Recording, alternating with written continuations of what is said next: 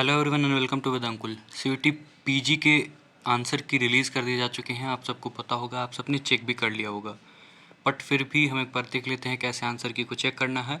और उसके बाद कैसे, अगर कोई आंसर आपको लगता है कि वो चैलेंज करने लायक है, उसमें ऑप्शन में कोई गड़बड़ी है या फिर किसी भी प्रकार की कोई खामियां हैं या फिर कोई प्रॉब्लम उसमें आ रही है, तो आप उसको चैलेंज भी कर सकते हैं।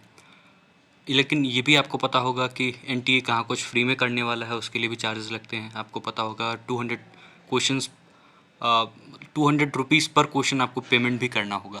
इस वीडियो में हम ये समझेंगे और फिर आगे समझेंगे कि आगे हमें करना क्या है। इस वीडियो के लास्ट के पोर्शन में कि आखिर आंसर के आने के बाद के टाइम को हम क्या कर सकते हैं, मार्क्स आपके कितने आ रहे हैं, ये सारी चीज़ों पे हम इस वीडियो में भी डिस्कस करेंगे। सबसे पहले आपको किसी भी गूगल या फिर ब्राउज़र के माध्यम से आप CUET UG सर्च करिएगा। जैसे आप सर्च कर पाएंगे कुछ ऐसा इंटरफेस ओपन होकर आएगा आपके सामने। उसके बाद आप जो पहला लिंक आपको दिखेगा, इस पर आप क्लिक करिएगा। जैसे आप इस पर क्लिक करेंगे, आपको कुछ ऐसा इंटरफेस होकर आप ओपन होकर के आपके सामने आएगा। आप जैसे इसको स्क्रॉल डाउन करेंगे, नीचे जाएंगे, आपको लॉगिन का एक सेक्शन दिखेगा। जैसे ही आप लॉगिन पे क्लिक करेंगे, कुछ ऐसा इंटरफेस आपके सामने ओपन होकर के आएगा। और इस इंटरफेस में आपको क्या करना होगा, ये आप ध्यान रखिएगा। यहाँ दो ऑप्शंस हैं, login with application number and date of birth, और दूसरा ऑप्शन है आपका पासवर्ड के थ्रू लॉगिन करने का। तो आप जो भी आपके पास अवेलेबल हो, आप उससे लॉगिन कर सकते हैं। सपोज़ कर लेते हैं कि login with application number and date of birth पर हमने क्लिक किया हुआ है। उसके बाद कुछ ऐसा इंटरफेस ओपन होकर हमारे सामने आ जाएगा, जहाँ पे हम एप्लीकेशन नंबर डालेंगे, डेट ऑफ बर्थ डालेंगे, उसके बाद सिक्योरिटी कोड यानी सिक्योरिटी पिन, और देन हम अगर लॉगिन पर क्लिक करेंगे तो लॉगिन हो जाएगा। फिर हम आगे जाएंगे, कुछ ऐसा इंटरफेस ओपन होकर हमारे सामने आ जाएगा, जो कि आपको यहाँ पे दिख रहा होगा। अब हमें नीचे जाना होगा और जिस भी एग्ज़ाम में हम अपीयर हुए रहेंगे वो हमें दिखेगा। जैसे जिस कैंडिडेट का मैंने ओपन किया है वो CO QP11 general paper LLB और बाकी सारे कोर्सेज़ के लिए जो पेपर एप्लीकेबल है उसमें वो अपीयर हुए थे। तो उसके बाद आपको क्लिक टू व्यू, अगर आप क्लिक करते हैं यहाँ पे तो आपको क्वेश्चन पेपर दिख जाएगा। क्वेश्चन पेपर देखने के लिए, या फिर अगर आप क्लिक टू व्यू इस पर क्लिक करते हैं तो कुछ ऐसा इंटरफेस ओपन होकर आपके सामने आ जाएगा, जहाँ पे आपको आपका क्वेश्चन पेपर दिखने लगेगा। ठीक है। अगर हम चैलेंज करना चाहते हैं आंसर को, तो हमें क्लिक करना होगा व्यू एंड चैलेंज आंसर की पे। जैसे हम इस पर क्लिक करेंगे, कुछ ऐसा इंटरफेस ओपन होकर के हमारे सामने आ जाएगा, जहाँ पे हम करेक्ट ऑप्शन क्या है वो दिखेगा हमें। और देखिए कोड दिख रहा है पेपर का यहाँ पे आपको, फिर सब्जेक्ट दिख रहा है यानी जनरल पेपर, किसी का इकोनॉमिक्स होगा, किसी का पॉलिटिकल साइंस होगा, किसी का हिंदी होगा, तो उस अकॉर्डिंग आपको सब्जेक्ट दिखेगा, क्वेश्चन आईडी दिखेगी, करेक्ट ऑप्शन क्या है वो दिखेगा आपको। और उसके बाद ऑप्शंस आपको दिखेंगे, ऑप्शन ID फॉर चैलेंज, इस जो भी चैलेंजेबल है उस पर आप क्लिक करिएगा। या फिर आपको लगे कि इन चारों में से कोई सही नहीं है तो आप नन ऑफ दीज पे क्लिक कर दीजिएगा। उसके बाद आपको सपोर्टिंग डॉक्यूमेंट भी अपलोड करना होगा, ये भी ध्यान रखिएगा।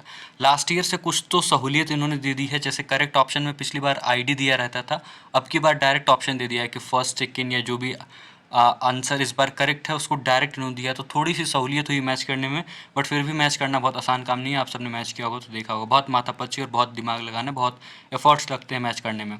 खैर 75 क्वेश्चन हैं, 20-25 मिनट्स आपको ऑन एन एवरेज मैच करने में लग जाएगा। बहुत आसानी से और बहुत सावधानी से मैच करेंगे तब, अदरवाइज़ थोड़ी और जल्दीबाजी करेंगे, गलतियाँ भी हो सकती हैं। तो ये ध्यान रखिएगा। आपको नीचे सपोर्टिंग डॉक्यूमेंट्स भी इसमें अपलोड करने होंगे। यहाँ पे आपको दिख रहा होगा चूज़ फाइल पे आप जैसे क्लिक करेंगे तो आपको जो भी PDF दिख रहा है वो मैक्सिमम 500 KB का होना चाहिए PDF फाइल, उसको अपलोड कर दीजिएगा। देन सबमिट पे क्लिक करके रिव्यू क्लेम्स पे आप क्लिक कर दीजिएगा। जितने क्वेश्चन करेंगे आप क्लेम, उसमें 200 रुपीज़ पर क्वेश्चन आपको पे भी करना होगा। अब हम आगे आते हैं कि अगर ये सब हमारे पास हो चुका है, हमने आंसर की भी चैलेंज कर दिया है, अब ये हम बात कर लेते हैं कि अगर हमारे मार्क्स कम आ रहे हैं तो हमें ये नहीं सोचना चाहिए कि एडमिशन नहीं होगा। अभी कट ऑफ का हमें वेट कर लेना चाहिए। कट ऑफ आ रहा होगा, पहला बात तो ये होगा। कब आएगा, अगर हम इस पर बात करें तो ये एक्सपेक्टेड है। जैसा नोटिफिकेशन में एनटीए ने कहा था कि हम एग्ज़ाम एंड होने के 3 वीक के बाद रिजल्ट दे देंगे, तो मुझे लगता है अप्रैल लास्ट या मई के फर्स्ट वीक में रिजल्ट आ जाएगा और उसके कुछ टाइम बाद आंसर की कट ऑफ भी आएगी। अभी ये प्रोविजनल आंसर की है, इसके बाद फाइनल आंसर की भी आएगी, ये भी आपको पता होना चाहिए। वो रिजल्ट आने से पहले आती है, ये बात कंप्लीट होती है। अगर मार्क्स कम आ रहे हैं फिर भी कट ऑफ का इंतजार करना चाहिए। और बहुत ही ज़्यादा कम आपको लग रहे हैं मार्क्स, तो आप फिर आप कोई और भी यूनिवर्सिटी है, जैसे बहुत सारी यूनिवर्सिटीज़ हैं जो अभी CUET में पार्टिसिपेट नहीं करते हैं। अगर यूपी की बात करें हम तो लखनऊ यूनिवर्सिटी हो गई, फिर इलाहाबाद यूनिवर्सिटी भी CUET PG में पार्टिसिपेट नहीं करता, ये भी आपको पता होगा। तो हमें कुल मिला के ये देखना होगा कि अगर कोई भी और यूनिवर्सिटी है जो CUET UG में पार्टिसिपेट नहीं करती, उधर भी आप जा सकते हैं। पंजाब यूनिवर्सिटी है और भी बहुत सारी यूनिवर्सिटीज़ हैं जो कि CUET PG में पार्टिसिपेट नहीं करती हैं। अच्छा, दूसरी बात पे आते हैं कि अगर जिसके मार्क्स अच्छे आ रहे हो, जिसको एक्सपेक्टेड ये लग रहा है कि मुझे एडमिशन मिल जाएगा जहाँ मैं चाहती हूँ, उनको क्या करना चाहिए? उनको अभी जो ये बीच का आपका टाइम है, अभी तो उनके सेमेस्टर एग्ज़ाम चल रहे होंगे या फिर आपके एग्ज़ाम होने वाले होंगे। अगर जो लोग फ्री हैं वो अपने टाइम को यूटिलाइज़ करिए, बिकॉज़ जिस भी कोर्स में आप जाना चाहते हैं उसके बेसिक्स एटलीस्ट आप कवर करते रहिए इस खाली टाइम में। इस जो भी 1-2-3 महीने का टाइम है आपके पास, तो आपके लिए काफ़ी अच्छा होगा। तो ये थी मेरे तरफ से आप लोगों के लिए बस एक छोटी सी वीडियो, जिसमें मैंने आपको जो भी इम्पोर्टेंट लगा मुझे वो मैं बता पाया।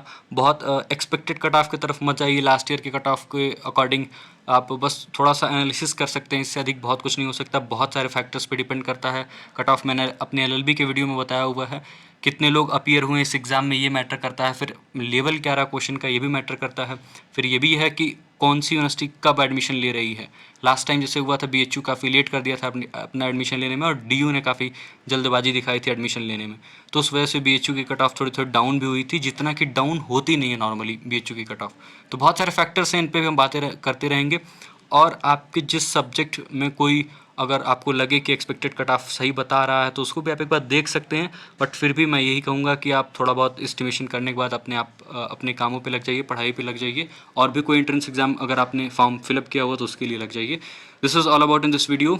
एलएलबी के स्टूडेंट से मेरी स्पेशल रिक्वेस्ट होगी कि अगर उनको अपना मार्क्स शेयर करना चाहते हैं, अगर वो if they are comfortable with us, तो आप शेयर कर सकते हैं। हम बहुत जल्द गूगल फॉर्म भी क्रिएट कर देंगे, जिसमें आप अगर अपने मार्क्स ऑनेस्टली शेयर करते हैं तो हम एक कट ऑफ एस्टिमेशन भी कर पाएंगे, एनालिसिस भी कर पाएंगे। This is all about in this video.